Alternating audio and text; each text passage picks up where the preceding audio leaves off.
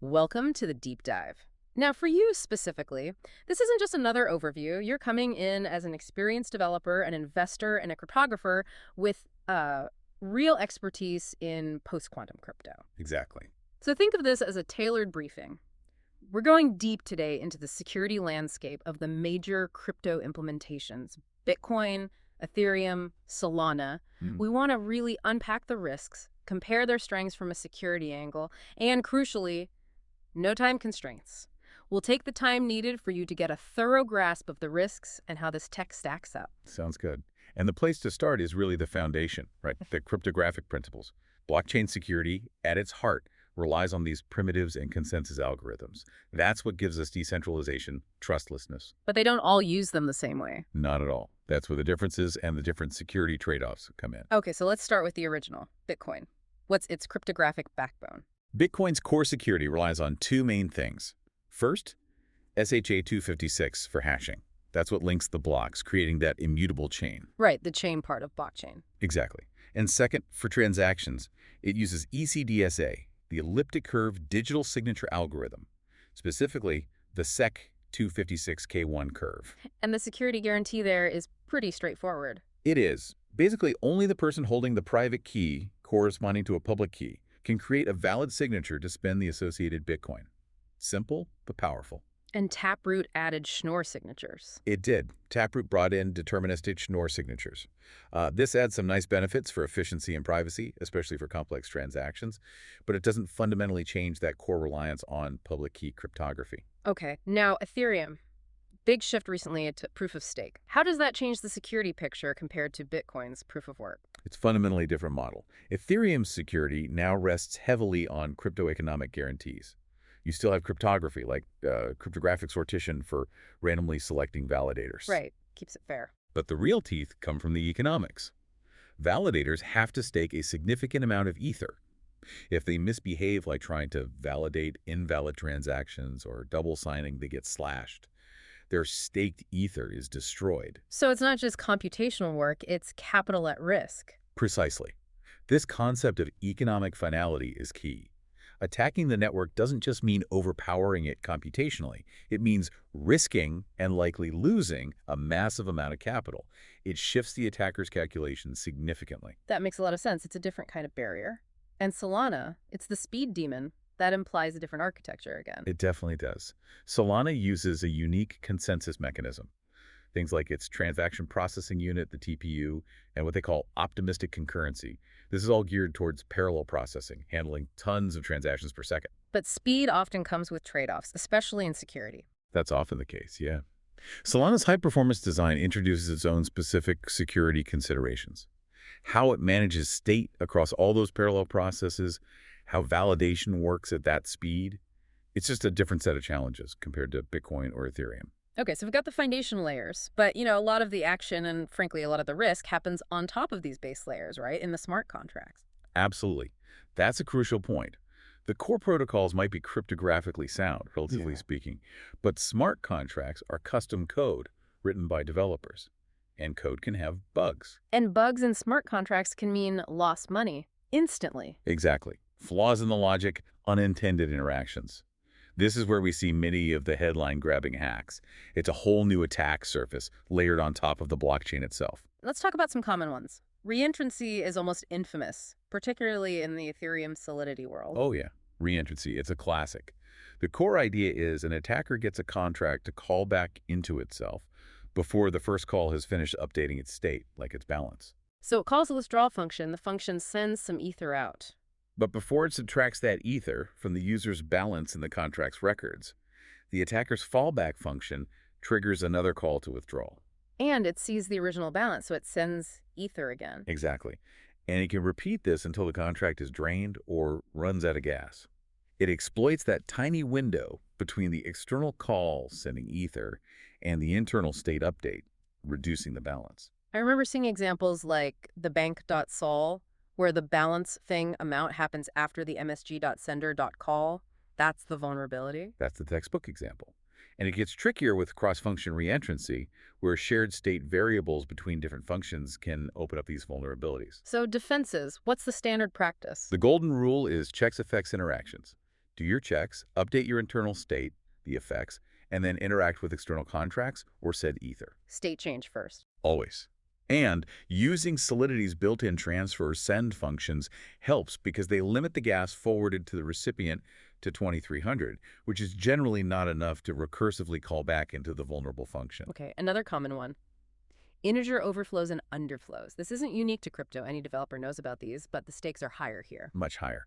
When you add 1 to the maximum value of, say, an 8-bit unsigned integer, 255, it wraps around to 0. Yep. Or subtracting 1 from 0 wraps around to 255. And that can bypass security checks or just mess up calculations badly. Totally. Imagine a token balance wrapping around or a required payment amount becoming 0. This affects both Solidity on Ethereum and Rust on Solana.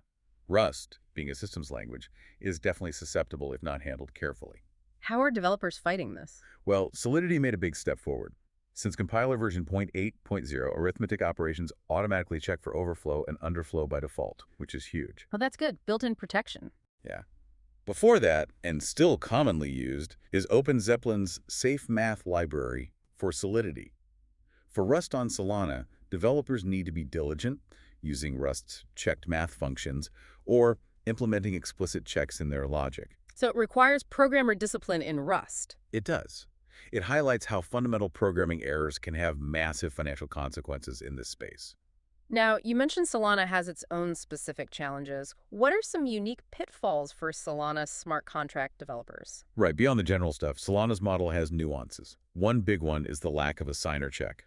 Sometimes a function that should only be callable by an admin forgets to actually verify that the transaction was signed by the admin's key. Ouch. So anyone could potentially call it? Potentially, yeah. Another is the lack of an ownership check. Programs need to verify that certain accounts passed into them are actually owned by the expected program, like the system program or the token program, not just some account an attacker created that looks right. Forgetting this check, accountinfo.owner can lead to forged accounts and stolen funds. That sounds subtle but critical. It is. And then there's loss of precision. Using floating point numbers directly in financial calculations is risky due to potential rounding errors. Even inter-division order matters. Doing ABC is generally safer than ACB because the intermediate division might truncate useful precision. So best practice is fixed point math. Definitely. Use fixed point representations and be careful with rounding. Solana provides tools like Trifloor 64 to help manage this safely, typically rounding down in financial context to be conservative. Okay, so we have contract level bugs. But what about when these contracts interact in the DeFi ecosystem? Does that create new kinds of attacks, like sandwich attacks? Oh, absolutely. DeFi creates systemic risks on top of individual contract risks. Sandwich attacks are a perfect example of exploiting the transparency of the blockchain. How do they work? So blockchains have a public mempool where pending transactions wait to be included in a block. An attacker monitors this pool. They see a large buy order coming in for, say, token X on a decentralized exchange. Knowing this large buy will push the price of token X up, the attacker quickly submits 2 transactions. Right. One buy order for token X with a slightly higher gas fee to get executed just before the victim's buy, and one sell order for token X with a slightly lower gas fee to get executed just after the victim's buy. So they front run the buy, let the victim push the price up, then immediately sell for a profit. Exactly. They sandwich the victim's transaction, extracting value purely from transaction ordering.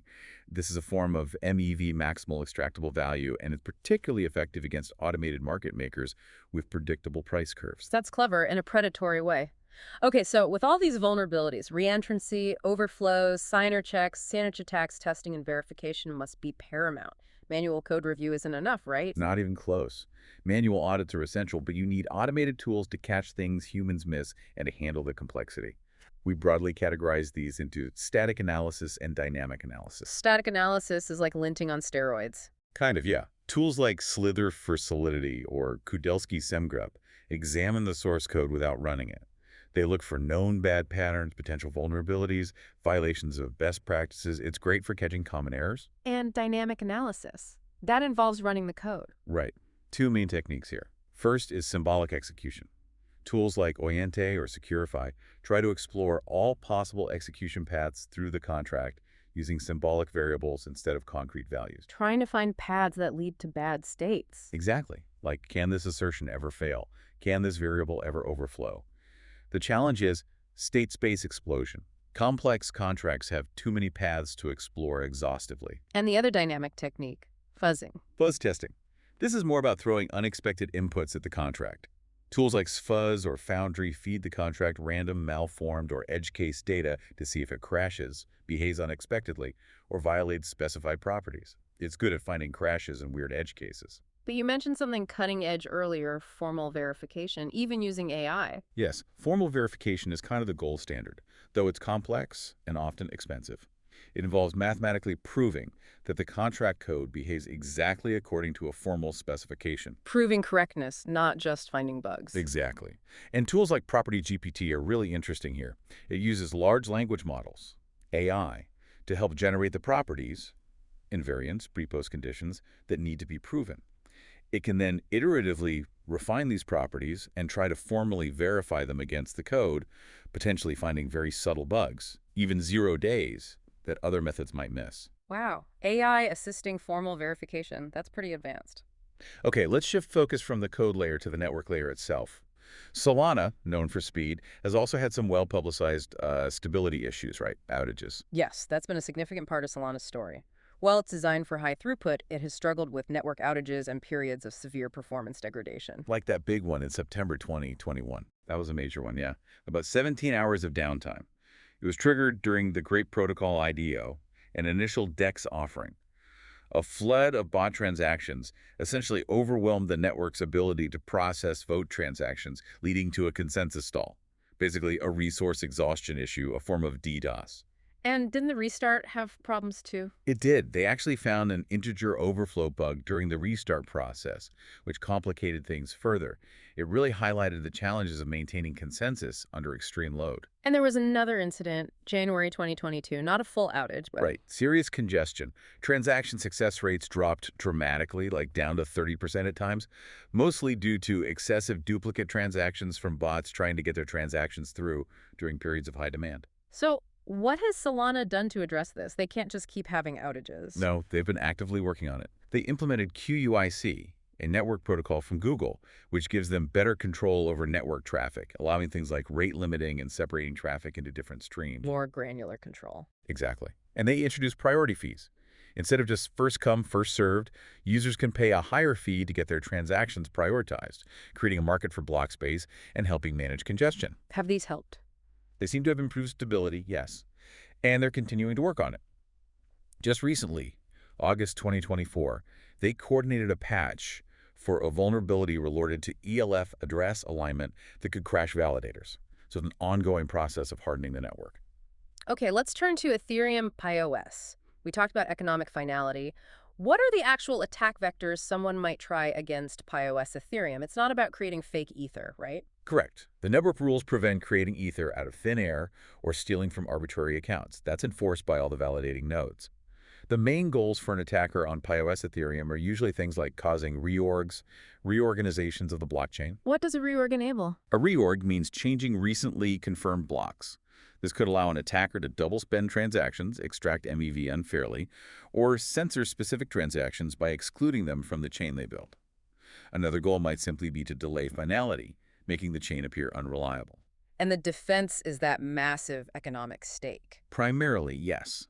Reversing blocks that have reached economic finality requires an attacker to control and be willing to destroy via slashing over 1/3 of the total ether staked on the network. That's an astronomical cost. What about a double finality attack, like creating two competing finalized chains? Isn't that possible with 34%? Theoretically, an attacker with 34% of the stake could try to finalize two different chains by double voting, equivocating. Yeah. But the protocol is designed to detect this, and the penalty is severe. The attacker's entire 34% stake would be slashed and destroyed. It's a suicide attack, essentially, extremely costly. So large-scale attacks are incredibly expensive. What about smaller attacks? Can someone with, say, just 2% of the stake cause trouble? They can attempt more subtle things, yes, but with limited impact. There are theoretical attacks like a one-block ex ante reorg, where a validator might withhold their block briefly to try and displace an honest block for MED reasons, or balancing attacks, trying to split honest validators' votes between two competing forks to slow down finalization. But these don't break the chain. No, they don't break fundamental security or allow theft of funds. They might cause temporary disruption or slow things down, but the core integrity holds. These small-stake attacks are more about nuisance or minor profit extraction than catastrophic failure. And you also have to consider non-technical threats. Definitely. Layer 0, the social layer, Mm. misinformation campaigns trying to undermine trust, targeted harassment or intimidation of core developers. These are real threats that exist outside the cryptographic and economic rules of the protocol.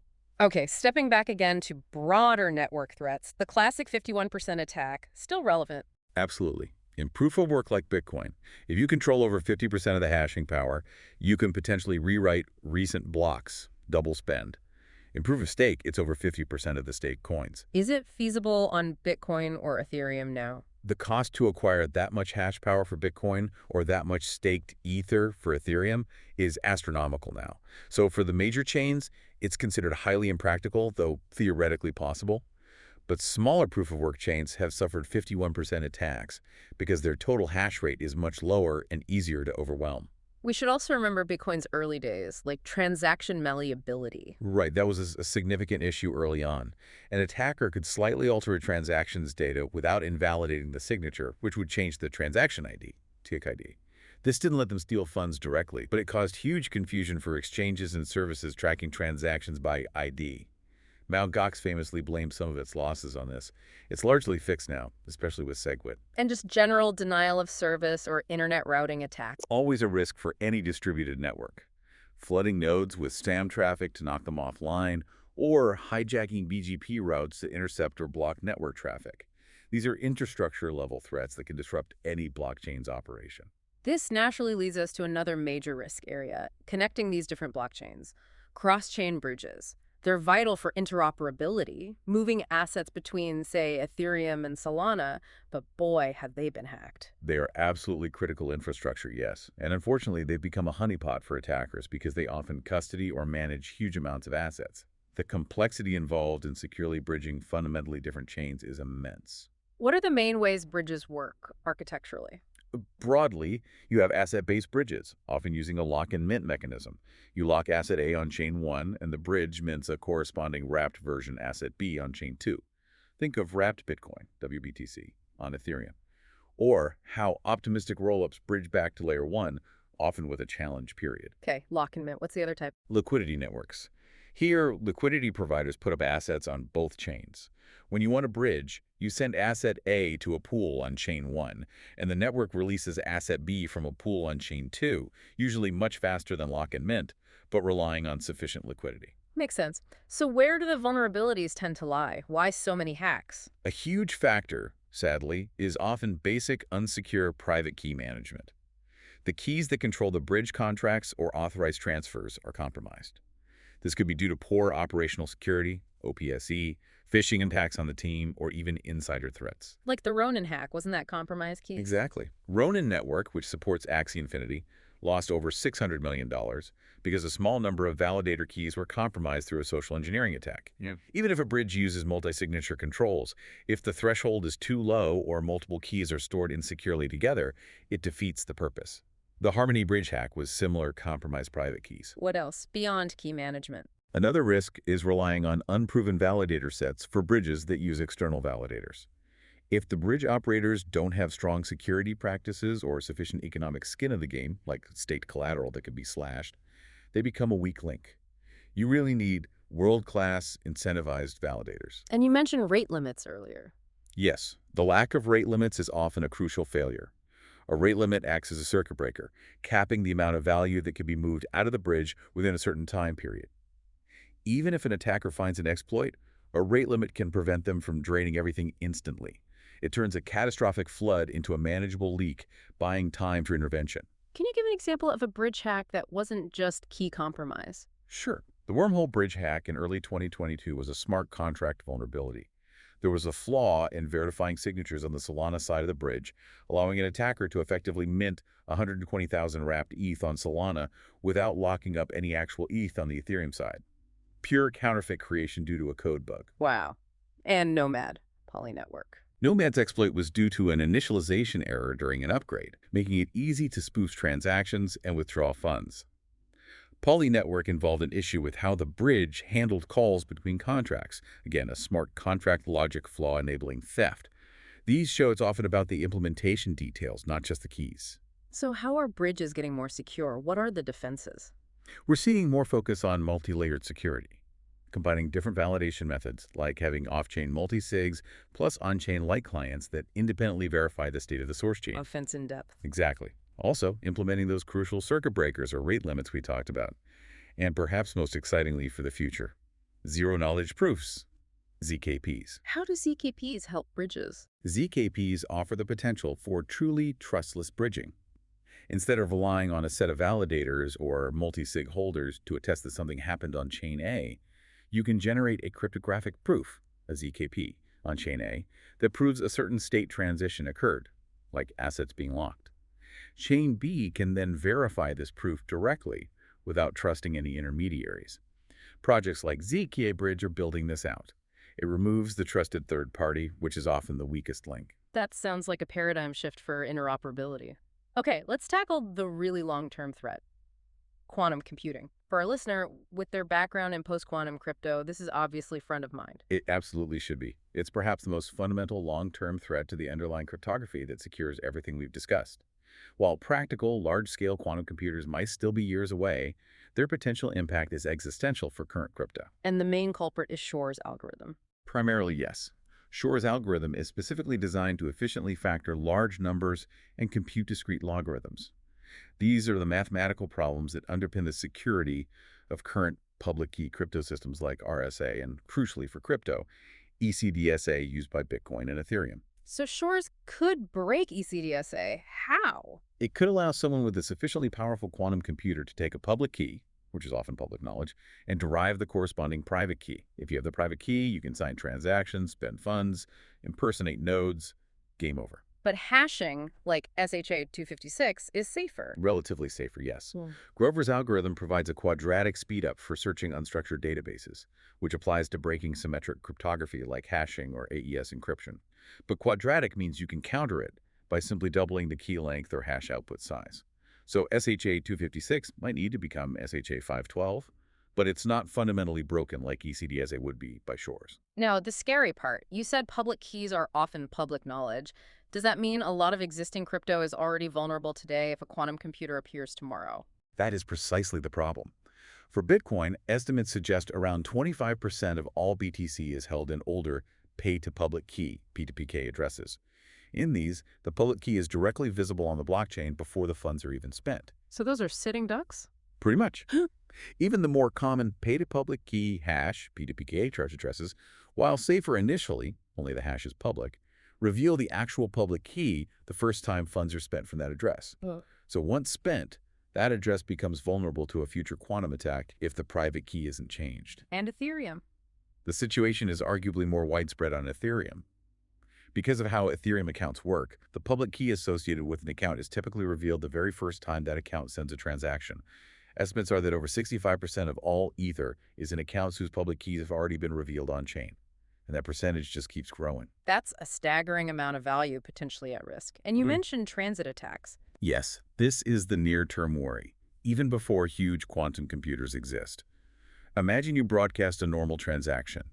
Your public key becomes visible in the mempool. In the short window before that transaction gets confirmed in a block, a fast quantum computer could potentially derive your private key from the public key and immediately broadcast a competing transaction, sending your funds to their own address with a higher fee, getting confirmed instead of yours. Wow, stealing funds mid-flight. Okay, timelines. What's the realistic outlook for these quantum computers? It's the multi-billion-dollar question, isn't it? Estimates are all over the place. Some experts say a decade or more away. Others, looking at progress rates, suggest as early as 2032 under optimistic scenarios, maybe as far as 2048 under pessimistic ones. The truth is, nobody knows for sure, but the trajectory is clear. They are coming. Which makes transitioning to post-quantum cryptography, PQC, essential. What are the leading candidates? The field has narrowed down quite a bit, especially with the NIST PQC standardization process. Lattice-based cryptography is a major contender. Schemes like Crystal's dilithium for signatures and Crystal's Kyber for key exchange are based on computationally hard problems in lattices, believed to be resistant to quantum attacks. They also offer relatively decent performance. Any others? Hash-based signatures, like SpinSub plus No, are another strong option. Their security relies only on the underlying hash function's strength, which we know is more quantum resistant. They can have larger signature sizes or statefulness requirements, though. There are others too, like code-based or multivariate crypto, but lattices and hash-based are getting the most traction for blockchain use cases.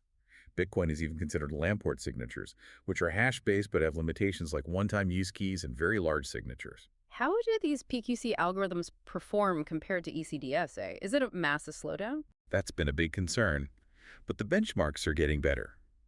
For Ethereum, studies looking at NIST candidates like Dilithium 2 found that while it's slower than ECDSA, it might only be around 12% more execution time and use maybe 20% more memory. That actually sounds quite manageable. It does. For the massive security upgrade against an existential threat, that kind of performance hit seems potentially acceptable for many applications. The trade-offs are looking increasingly favorable. So how ready are the big blockchains to make this switch? It sounds like a complex migration. It's incredibly complex, yeah, especially for live, decentralized networks. Ethereum seems to be the most proactive. Their roadmap explicitly includes research and planning for PQC. They're implementing opcodes for things like ZK Starks, which are inherently quantum resistant, and actively benchmarking the NIST PQC algorithms like Dilithium. And Solana. Solana is also known to be researching and developing quantum-resistant solutions, though maybe their public roadmap details are less explicit than Ethereum's currently. Given their focus on performance, integrating PQC efficiently will be key for them. What about Bitcoin? It's notoriously conservative about changes. That's the major challenge for Bitcoin. Transitioning would likely require a soft fork, needing broad community consensus. Bitcoin's governance is slow-moving by design, and there's a strong, if it ain't broke, don't fix it culture. Plus, there's the ongoing debate about Bitcoin's long-term security budget, whether transaction fees alone will be enough to secure the network post-block subsidy, which PQC migration costs could exacerbate. It's a complex mix of technical, economic, and social challenges for Bitcoin. So while the platforms figure out the migration, what's the single most important thing for users to do, especially those with potentially exposed addresses? The absolute key is proactive migration. If you hold coins in an address where the public key has already been exposed, like old P2PK Bitcoin addresses or any Ethereum address you've sent from, you should plan to move those funds to a new address, ideally one generated using future quantum-resistant standards once they become available and supported. Don't wait until quantum computers are actively breaking things.